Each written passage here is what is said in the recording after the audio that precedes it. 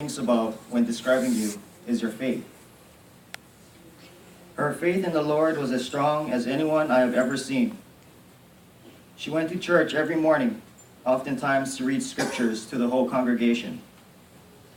I didn't go to the same church she did, but I did go once to see her do her reading. And I remember thinking how nervous I would be to have to speak in front of the whole church. I wondered how Grandma did it. And I remember as a kid hearing her recite the scriptures out loud in her kitchen early in the morning before the sun came up. And I remember thinking how dedicated she was to her faith and to the church, and also how she practiced and prepared for each reading every morning.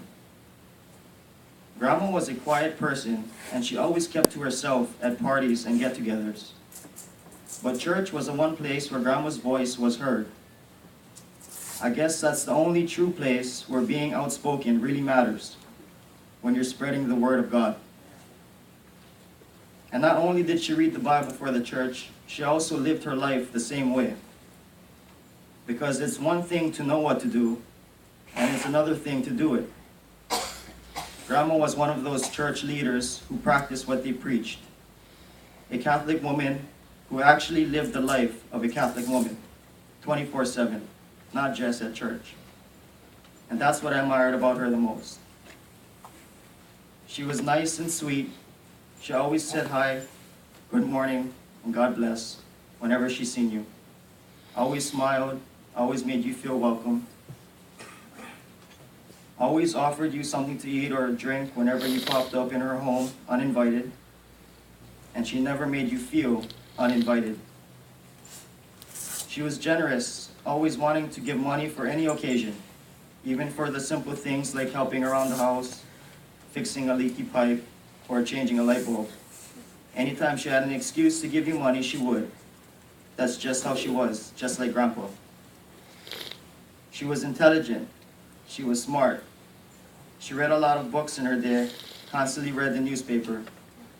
She used to help me with my math homework when I was a kid, and math eventually went on to become one of my strongest subjects. She was a great cook. Her dishes were authentic and full of flavor. A talent she must have developed over the years, because I remember a funny story Grandpa used to tell me about when they first met. Grandma didn't know how to cook, so she had her mom make the meals, and she would tell Grandpa that she made it to impress him. She was a classy woman, a trait that easily gets overlooked. But if you watched Grandma throughout the day and just followed her around, you would notice it. The way she moved, always smooth and full of grace, never awkward or clumsy. The way she spoke, always clear, using proper pronunciation, as if she was born and raised in the suburbs of a mainland town. The way she walked and sat with perfect posture. If you ever seen the movie A League of Their Own with the softball team, the part where they train the girls to walk with books balancing on their heads and to sit properly with their legs crossed, that's exactly how Grandma carried herself throughout the day and throughout her life. She was a perfect example of a classy woman. And last but not least, she was loving. She loved all her kids, grandkids, and great-grandkids, and she showed it every day. She treated us with kindness and respect. Even when we were naughty, Grandma was patient and never raised her voice or yelled at us.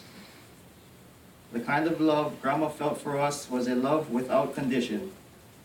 She may not have approved of everything we did, may not have liked some of the decisions we made, but she didn't lecture, she didn't judge. I'm sure everyone here has memories much like mine, memories of a small, sweet woman who never did you any wrong. It isn't often in our lives that we come across someone so special that that person stays with you forever. Grandma was that kind of person. She lived a simple life. She loved her family, and she loved her faith. Those were her two real passions. I wasn't here for the past 2 months with her while she continued to mourn Grandpa's death. I wasn't here to witness the pain and agony and heartbreak and sorrow she had to bear every day. The only way to get hurt in this life is to care. And Grandma cared more than most. loved more than most, and was made to suffer more than most because of just how much she cared for Grandpa. God seen this and said, "That's enough suffering, my dear. It's time to come home." And when I think about it this way, I understand. I can accept it and move on. It saddens me to be up here for the second time in just a few months. The thought of losing both my grandparents in the same year is a nightmare that never crossed my mind. Not many people can say they've lost both grandparents in the same year. But then again, not many people can say they've had two grandparents like mine. So I guess I should be thankful for the time we've shared together, rather than cry over the sudden vacancy I now have in my life. Grandma and Grandpa were two very special people, not just to me, but to a lot of people. Their presence on this earth was rare and will be truly missed. To be the one chosen to share a few words about them is a real honor. And while they're both now gone from this earth, their spirit remains very much alive. The things that they taught me and the memories we shared together will live on in my mind and in my heart forever. Grandma, we know you are with Grandpa right now, smiling and laughing just like you wanted to be. Waiting the past 3 months to go home to Grandpa was 3 months too long. I too cannot wait until we are all reunited again, smiling and laughing together. I'd like to thank the both of you for taking me in and raising me, pouring your unconditional love over me, filling me with your wisdom and knowledge, teaching not only by your words, but also by your actions. It made me the man I am today, and I will continue to strive to be better like the two of you.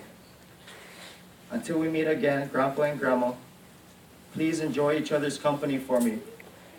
Watch over us, guide us, and keep us safe. I love the both of you from the bottom of my heart. May you both rest in peace.